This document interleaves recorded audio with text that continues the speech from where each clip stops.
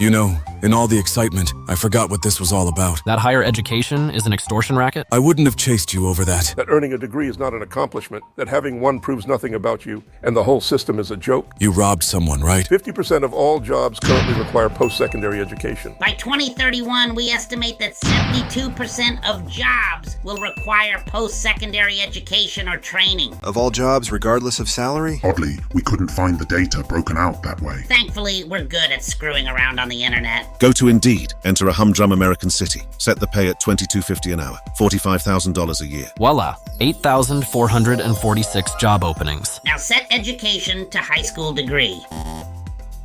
Boring.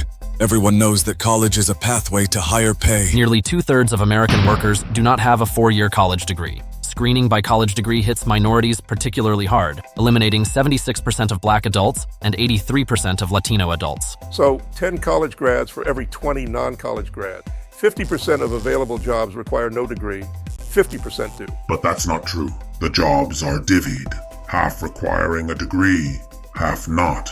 For clients of the racket, college grads, the pickings are lush. They're 6 figures in debt and they wasted 4 years of their life in adult daycare, but now they're licensed. That's all a degree is. A license to work in jobs that let you sit in a chair. And there are more jobs that require the license than there are those who have one. We wanted a little more confirmation on that 50-50 split. So we ballparked it in our humdrum American city. Shame on us all. So grads get another perk.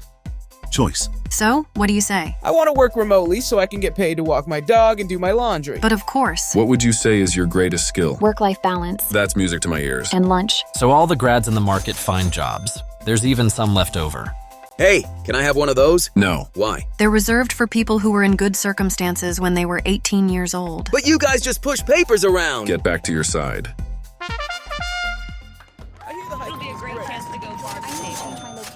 Bull crap! Are any of these numbers real? What are you, a cop? Yeah. Then no. Everything we say is a lie. Guess what? What? We're lying. Liar paradox, fools. Lying or not, you're acting like there are only high school diplomas and 4-year degrees. When there's a wealth of... Associate degrees, vocational schools, certificate programs. We know. How long do you want this presentation to be? I'd like it to end right now. 44% of associate degree holders won't apply for jobs that list a bachelor's degree requirement, even if they're fully qualified. And in an interview process, high man wins. We're talking in the aggregate, And not accounting for salary offered. which at $80K a year is... I fly my V8 rocket all over town and see help wanted signs everywhere. Even if every non-grad wanted a job, there wouldn't be enough for them. But you're right. A lot of them aren't interested. Because it doesn't make sense to get one. High school grads can expect to earn $37,024 a year if they work constantly. Not you, too. The federal poverty line, family of 4, is $31,200 annually. So, the option is physically demanding work, Food service, construction, caregiving, maintenance. 40 hours a week, to come out just a shade above the poverty line. Not very attractive. Better than being broke. They're broke before they get started. Nonsense. Your hypothetical family of 4 includes 2 parents, 2 children. If both parents work, they're in decent shape. Not possible. People do it all the time! Kind of, but not really. Public schools are in session for less than half the year. I will concede it is a bit thin. In our humdrum American city, daycare costs average $300 a week per child. Family of 4. Both parents working full-time. Annual household income, $74,048. Weekly household income, $1,424. Weekly individual incomes, $712 each, will attack mom's income. It's sexist and unfair, but it's how things tend to work out. School's out. Daycare, $600 a week. Gas for mom's commute, $50 a week. Commute-related wear and tear, $17 a week. So when school's out, mom's working 40 hours and netting $45 for her troubles. The cost of a soup and half sandwich at Panera? It makes no sense for mom to work half the year this way. When school is in session, she nets $6.45 a week for an adjusted hourly wage of $16.13. When school's out, it drops to $1.13 an hour. Averaged yearly, you have mom working full-time for $8.63 an hour. But even when schools are running, the schedule is no help. The school day starts around 8 a.m. and ends around 2:45 p.m. So kiddos can help with the farm chores. And here's a shocker. Violent crime committed by youth peaks at 3 p.m. on school days. Then declines considerably following the after-school hours. Public school isn't a daycare service. No, it doesn't serve that purpose at all. No! It's about education! Well, it's failing there too. Rats! Fiddlesticks! New York State spends $30,000 a year per pupil for these results. The most in the U.S. To design a setup this stupid, you need a master's or doctorate. Who has the best public education system? Sweden. What do they spend a year per pupil? 11,765. Back to America. It makes no sense for both parents to work. Remove one from the job market. Family income, $37,024. It'd be hard to live on that. No crap, stupid. Maybe the dad can get a raise. They probably don't want it. They don't want more money? Wow, you really have no idea how people get by. I'm an explorer exemplar living on a trust-funded estate. When I pay for things, it's in gold doubloons and rubies. We're talking about entitlement programs. No, you are not! Welfare. The most forbidden taboo. The programs pay out monthly, predicated on gross monthly income, what you earn before expenses. SNAP. Family of 4, max monthly income $32.50. If the family makes $1 more, they aren't eligible. With only one parent working, the family gets the benefit, with some wiggle room. Granting them the $973 food stamp benefit. Raising their income to a benefit-adjusted $4,058 a month. Money is money is money. The SNAP benefit is equivalent to mom working outside the home for 60 hours a month. But if she worked 60 hours, their reported monthly income would be $41.53. Making them ineligible for SNAP. It's why there's a national caregiver shortage, by the way. There are other programs, but they operate on the same flawed principle. Hard eligibility cutoffs that discourage people from making more money. And they have to do something because the next step down is... Among the sheltered population, age 25 and over, experiencing homelessness, just over 7% had a bachelor's degree or higher. If they want extra scratch, they're forced into the arms of the black and gray markets. Under the table stuff. Mom can clean houses, babysit, Or run an unlicensed beauty salon out of her kitchen. For a covert mani-pedi! The non-grad guys do other things. Under the table construction, for example. A hard day's work with just their skills and tools. What? What are they protecting us from? Sheetrockers? And if that's a crime, why not turn to the hot stuff? Drugs, burglary. Just like you. Me. Oh no, I went to Dartmouth. The Ivy League. where the real criminals train. What did they do again? They robbed the Orphans Gala. That's right. You robbed a bunch of orphans. We did. Scumbags. We can't be blamed. If college grads did their part, there wouldn't be any orphans. Hold on, I want to hear this. Why do we know the politics of the guy who drives this? Why do we know who this person will vote for in November? If you find this repulsive, why do we know your views on global warming? If you find this enticing, why is there no chance you work in a warehouse? In America, we're bad at talking about this. It makes us uncomfortable. So we use vague or dated phrases. Like blue collar versus white collar. Even though today, only 13.6% of workers are employed in blue-collar jobs. Another cliche. Coastal elites versus middle America. California and New York are tops, but the top 10 has plenty of middle in it. The richest live everywhere, unbothered by location. Another shibboleth. Red state versus blue. Yet in sky blue New York, only 49% of voters are registered Democrats. And in blood red Texas, only 39% of voters are registered Republicans. What does it mean to be upper class? When only 1% of Americans identify as that. And 87% of Americans report themselves as middle class? Take household income distribution, split it in thirds, and you get...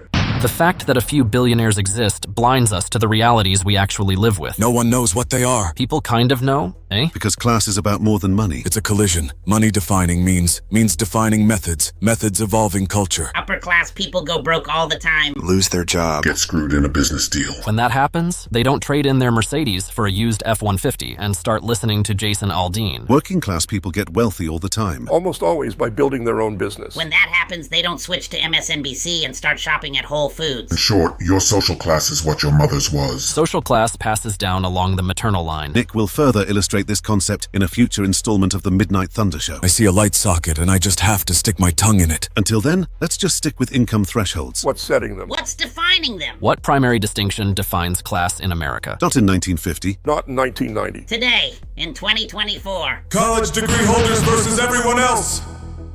Historically speaking, we were all farmers just yesterday. And while you might have made a small income, that wasn't the primary way you supported yourself. People pour into cities, losing their access to natural resources. And jobs. Household income. Labor for pay! Becomes the only way to survive. People think money is just a thing that lets them buy stuff. But it's really a voucher. A voucher redeemable toward the labor of others. You're not paying for that water. If it costs $3 and you make $17 an hour, that water costs 10.5 minutes of your life. At $58K a year, it's 6.4 minutes per bottle. A college president working in Troy, New York between 1999 and 2022 earns a bottle every 5.4 seconds. Money is life converted into paper, traded for a portion of other people's lives. The water sucker upper. The bottler. The truck driver. The shopkeeper. Your ancestors had direct access to water they trusted. You don't. So our dollar vouchers are also redeemable for things we need, but no longer have access to. Like a freshwater spring. Good chance you've never even seen one. Or farmland. When was the last time you harvested wheat? Or to the sub that explores the ocean to find the oil that's refined into gasoline to power your car. I own a small submarine, but most people don't. Out of practicality, we've traded our independent skills for wage-earning specialization. Although the working class, just to get by, has retained some of the old frontier spirit. While the upper class puts on pioneer costumes, virtue signaling their connection to the natural world. Claiming themselves as its protector, permitting them to further restrict access. Securing themselves as its primary beneficiaries. History doesn't repeat itself, but it often rhymes. The upper classes have always sought to distinguish themselves as morally, physically, and spiritually superior. To justify the greater economic value placed on their lives. But some things you just can't get around. Mortality! We're born, live for a short time, then die. No buying your way out of that, though many have tried. And no amount of treasure will buy you more than 24 hours in a day. But upper class time, by design, is more valuable, allowing them to dangle their premium like a carrot and hire working class servants to take time-consuming chores off their plates. They take the jobs that working class Americans don't want to do. Our chores. In other words, Drudgery! we're physical beings. Our bodies are degrading assets. Karl Marx had it wrong. We're all big fans of production. If you disagree, toss your phone in the garbage. And the means for it don't materialize out of thin air, and no one will create things if they can't profit from what they've built. Marx, like nearly all academics, failed to grasp the tangible, logistical underpinnings of our world. He was a college boy. He was never going to have to pick up a shovel. Most work relies on the human body as its primary piece of equipment. Workers are compensated for their labor, but they're never paid a lease fee on the equipment they provide. Their bodies. What about health insurance? Yeah, that's sort of like a maintenance premium. Health insurance is a benefit, not an income-increasing make-good. A perk, meant to attract and retain employees. Upper class workers Who get paid to sit on their high knees. get the best health insurance. While the working class gets the worst, or none at all. A flip of what it should be. And a lot of work-induced wear and tear doesn't manifest until years later. When the employee is no longer with the company and the employer is no longer paying their health insurance. Paying? Most companies split the cost with the worker. They're slithering little snakes, eh? We're sick of math, but we have the feeling that if working classers were fairly compensated for company use of their bods, almost all would be firmly middle class or above. And get ready for this, to become this. It already is! And just look at how much is being invested to replace human bodies with AI robots. Those robots will certainly be counted as an equipment cost. The humans they replace, never so. For now, there's still hard work that needs doing. Throughout history, anyone who can has sought ways to ensure they're not the ones doing it. Some of those methods have been pretty dark. Today's scheme is less violent. With better marketing. Which leads us to the American upper class 2024. They are the most pampered, isolated, leisure-focused group the world has ever seen. For their whole lives, they've been told they're special. That their destiny is to change the world. That they can be anything they want to be. They had no chores. Or if they did, they were paid an allowance for things like cleaning their room or loading the dishwasher. Instilling no sense that the lives they enjoy come at a cost to others and that they owe something back. They were never punished. Grounded a couple of times, sure, but hanging out in a comfortable bedroom surrounded by your stuff hardly counts as discipline. The very concept of discipline was treated as vulgar. As a primitive, working-class fascination. They rarely laugh. And when they do, it tends to be bitter. Humor requires cultural reference and an embrace of life's absurdity. They're outsiders of the cultures they promote and make a show of despising the mainstream culture around them. Getting the joke would betray their connection to the mainstream and expose the absurdity of all their claims. So no laughs. And for them, no culture at all. Only gadgets and the fetishes of self-indulgence. But there's a lot funny about them. The funniest thing? They don't know how anything works. The cars they drive. The homes they live in. The appliances they own. They pay working-class people to take care of all that. They live in plush, curated worlds of total dependence, yet have the nerve to call others out on their privilege. Methinks the lady doth protest too much. Today's upper class was listened to. Everything they said was treated as valuable. It's good to be heard. But when every authority figure listens to you and never calls you out on the stupid things you say, you come to believe that everything you say must be heard and acted upon. They were taught that education is the most valuable thing. It's gospel. It's also strange. Not the value of learning. Learning comes in many forms. Not the value of thinking. Not the value of reason. All their cliches of success are lumped on education. On the education system. Because playing that system is how you get to be them. Upper class parents have the means to play it. Their children are given one responsibility: master this certification paperwork. They start here. They sit at a desk. People tell them what to do, and they're rewarded when they do it well. Overseers monitor behavior, enforce codes of conduct, and punish those who step out of line. Fair enough. No one should get bullied, and kids need to behave. But over the last 20 years, the behavioral oversight has become an activist cause cause, falling under the rubric of school climate and culture. The working class kids disregard this and are the likeliest to run afoul of it. They know, and their parents know, that their success will be bare knuckle in a zero-sum game. While the upper class parents tell their kids, Play ball, stupid! This is how it works. Their kids internalize it. Doing well in school, absorbing its ways and means, becomes their only responsibility. They're in the system now. On path to becoming the next generation of hamsters. True believers in a regulated social order with university-certified overseers dictating codes of conduct, use of language, means of advancement, and economic outcomes. All progressives are hamsters. All hamsters are not progressives. As a 4-year degree holder, I'd like to recognize my unearned privilege. You're a college boy. But you seem so... macho. I was going to say common. I mean, you drive a 2009 Mercury Grand Marquis. Which also happens to be a fire-breathing dragon from another dimension. And yet there's also something fey about you. Right back at you, stud. As if you'd be as comfortable at a demolition derby as you would at a Celine Dion concert. That's fair. People like you can't be blamed for living in a bubble. I do not live in a bubble. I'm one of those weird... It's all you know. Lick my finger! The upper class kids move on to high school. They sit at a desk, people tell them what to do, and they're rewarded when they do it well. Overseers monitor behavior, enforce codes of conduct, and punish those who step out of line. University. They sit at a desk, people tell them what to do, and they're rewarded when they do it well. Overseers monitor behavior, enforce codes of conduct, and punish those who step out of line. We're going this way. You guys have closed the entrance. We are UCLA students. I have my ID right here. I'm being blocked off, not by the security guard, but by you two. You three. Oh, look, they're making their burger while I'm going this way. Excuse me. This is what they do. Everybody, look at this. Look at this. I'm a UCLA student. I deserve to go here. We pay tuition. This is our school. And they're not letting me walk in. My class is over there. I want to use that entrance. Why can't they go? Will you let me go in? This can be over in a second. Just let me and my friends go in to class. We're not engaging in that. Then you can move. Will you move? We're not engaging in that. Okay, we're going. We're going. I'm going in. I have my hands up. I'm not hurting them. I'm not hurting them. That's what they do. That's what they do, everybody. Graduation. They receive their upper class job certification, confirming their moral and intellectual superiority. Now go out, change the world, and bring the principal's office with you. The connection is made.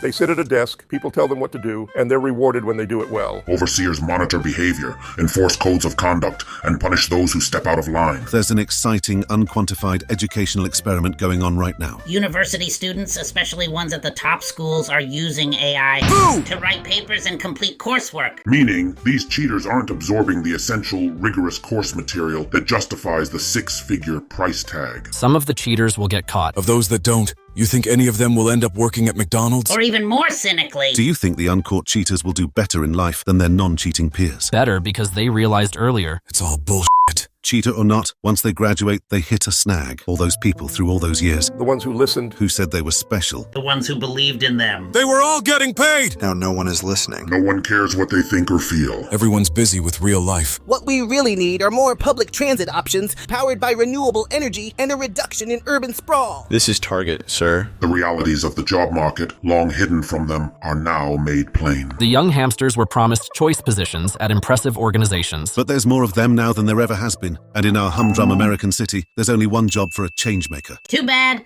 It requires a master's degree. There are 0 jobs for film directors. Or musicians. Or leaders of tomorrow. And if you want to get hired as an artist, get ready to pose nude or make sandwiches. $80,000 a year plus is as high as Indeed will let you go. Which suggests that our earlier thresholds aren't far off. So let's see what $80K a year bachelor's degree requiring jobs are out there. Whoa, a manager at a pool company. Shoot, they want you to have a master's degree. Looky here. A warehouse manager position in Amsterdam, New York. The Paris of Montgomery County. And feast your eyes on this restaurant general manager position. Gadzooks! It requires a master's degree too. Maybe our newly graduated hamster is shooting too high. Let's cut the pay rate in half, keep the degree requirement, and see what's available at the entry level. Praise the Lord. There are management opportunities at Aldi's. Shucks, another master's degree requirement. Looks like we'll have to go back to school. Maybe we could become an assistant manager at Lowe's. You definitely want that person to be grounded in the liberal arts. None of these jobs are bad ones. But they are perhaps a little less glamorous than what the universities promise. The average cost of a 4-year degree at a public university is $84,140. At a private university, $196,000. No one should go 6 figures into debt to manage an Aldi's. For the newly minted hamsters, reality sinks in. And they get angry. And they go on social media to tattle about it. Tattling. They've been been doing it all their lives. In the past, it got results. Now, it's just tough talk for other hamsters. And no one in the mainstream understands what they're squeaking about. They get even madder. And they start placing blame.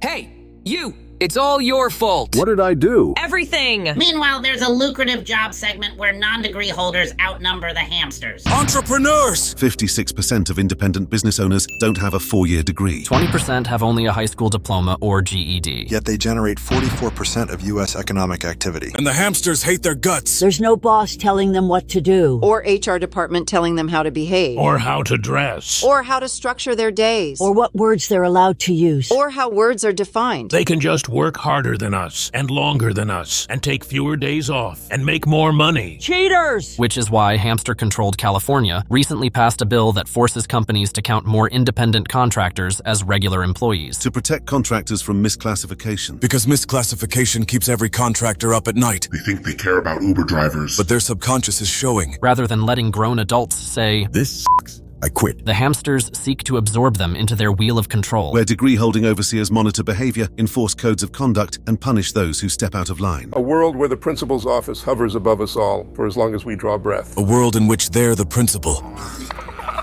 Which is why the U.S. Department of Labor is trying to take the law nationwide. And why the U.S. Chamber of Commerce is suing them over it. The hamsters aren't evil. They just can't understand. Safety, security are the only virtues they know. Look at the things they've built. Education, universal health care, social security. And look at the things they demand. Control over language. Over personal outcomes. Over thought itself. In business, you'd be a fool to think that everyone will benefit from your product. Unless you're Netflix. Yet hamsters arrogantly demand total participation in all their schemes. No opting out. Everyone has to be a row in their spreadsheet. And if it doesn't work, who cares? They've put the systems in place to ensure there are no alternatives. So what's the solution? For working class people? Go for it. Read more and get in better shape. That about sums it up. What should employers do? Make the hiring process a cross between American Idol and Game of Thrones. Resumes are all eyes. And these days, everyone uses AI to write them. The greatest soccer player in the world has never kicked a ball. And your best employee is someone you'd never consider hiring. Because you only hire the same creature with the same domesticated narcissistic mindset time after time. The kind of worker who expects your company to be their welfare agency. In spite of all your diversity talk, you only hire hamsters. In the future, don't ask for resumes. Ask for a 1 to 3 minute video. Ask applicants to describe their life experience, work experience, and why they're interested in the position. Trust your instincts and go with your gut. Cull down to 5. Provide that 5 with a list of software and subject material they need to know. Invite them all for a 3-week trial, paid at minimum wage. A competitive apprenticeship. Have managers and coworkers score each apprentice daily. At the end of 3 weeks, high score takes the job. With high-scoring runners-up recommended for other open positions, or given automatic entry into the next apprentice group. The company gets to try before they buy. And even if they don't make the cut, apprentices get to see how companies operate, what they're looking for, and make adjustments for their next opportunity. Seems complex. Better than hire after hire who looked great on paper but ends up being a sociopath. But fine. Don't do it. Keep the current system, but allow applicants to submit certified IQ scores in lieu of degree credentials. IQ scores? And you thought welfare was taboo. They're doing it already. Doing what? Screening by IQ. If companies start requiring IQ tests, they'll be run out of town with pitchforks and torches. The SAT is an IQ test. Scores on the SAT correlate very highly with scores on IQ tests, so highly that the Harvard education scholar Howard Gardner once called the SAT thinly disguised intelligence tests. Then why have major universities dropped their SAT requirement? They've been in the doghouse for the past few years. That's cool. And they're taking the opportunity to put them back.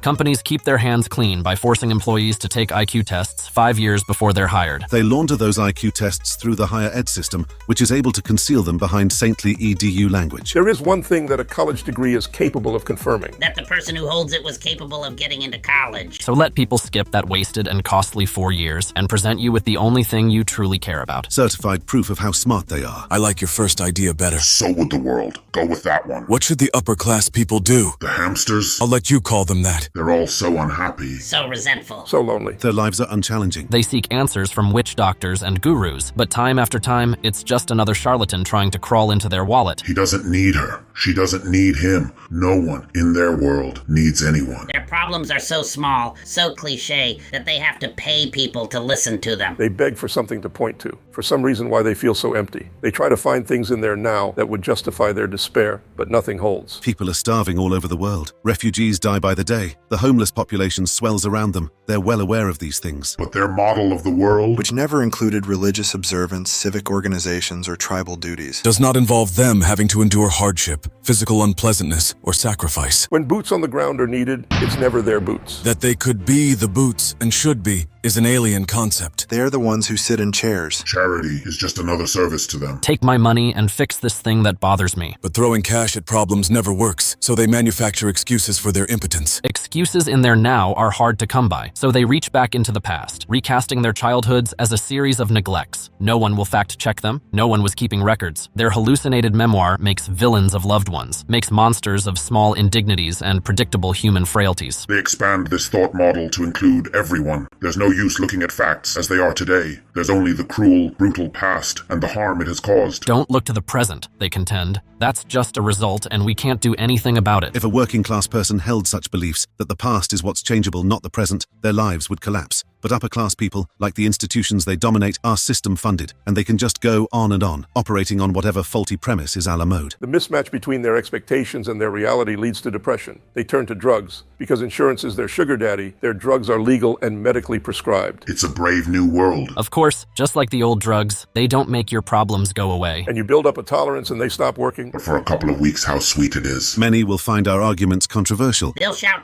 "We need to make education available for everyone." But bachelor's degrees are already the equivalent of the old high school diplomas, and soon the master's degree will be the old bachelor's degree. In time, job seekers will need a doctorate to manage an Aldi's. It's called degree inflation. Look it up. Someday, if you want a job that lets you sit in a chair, you'll need a computer chip installed in your brain or something. They're already doing that. Other hamsters will dismiss our ideas as anti-intellectual. We love intellectuals. We just don't see many. If you have a friend who teaches at a university, ask them if you can attend their next faculty party. Spiff up, enjoy the hors d'oeuvres, and ask yourself, is this a room full of philosophers? Or a bunch of entitled Chardonnay sippers who like their summers off? As for what they can do? Yes! Actually, tangibly. Give it to me, baby cakes! They should start adopting orphans.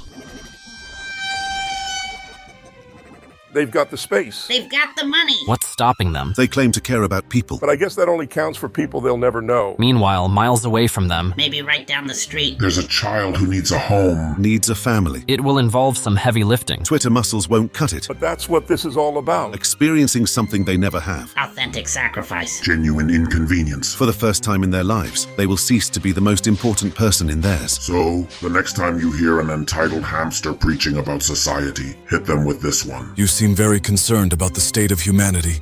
Why don't you put your money where your mouth is and adopt a child in need? They'll likely throw a word salad in your face, accusing you of every crime from Adam on down. Let them vent. This is about healing. And then, when they're finished expelling hot air, reply with great compassion. That was a nice essay, but you're not in college anymore. I'm to come down and pay for your crime. Forget we'll it. live up Make here us. Forever.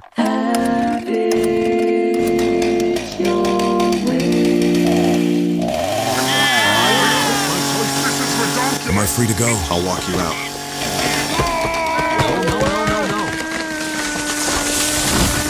No. Mommy! Thanks, Midnight Thunder. Midnight Thunder is the car. I'm Nick. I know. Thanks, Midnight Thunder. I was involved too. So? So what? You mentioned you had a bachelor's degree. Which I'm now ashamed of. And? And? Why don't you adopt a child in need? You're making me uncomfortable. College-educated married couples on average are having 0.58 children. A ton having none. Dinks! Some having one, others having two. Then I'm on the high side. I've got 2 rugrats. All the better. You're an experienced parent. There's no room for more. No extra bedrooms in that huge mansion of yours? No! We have some guest rooms, but the Board of Sovereigns would need to approve a waiver. Excuses, excuses. If you all love the idea so much, why don't you adopt a child? My miniature schnauzer doesn't like kids. Great conversation. Thank you for your service.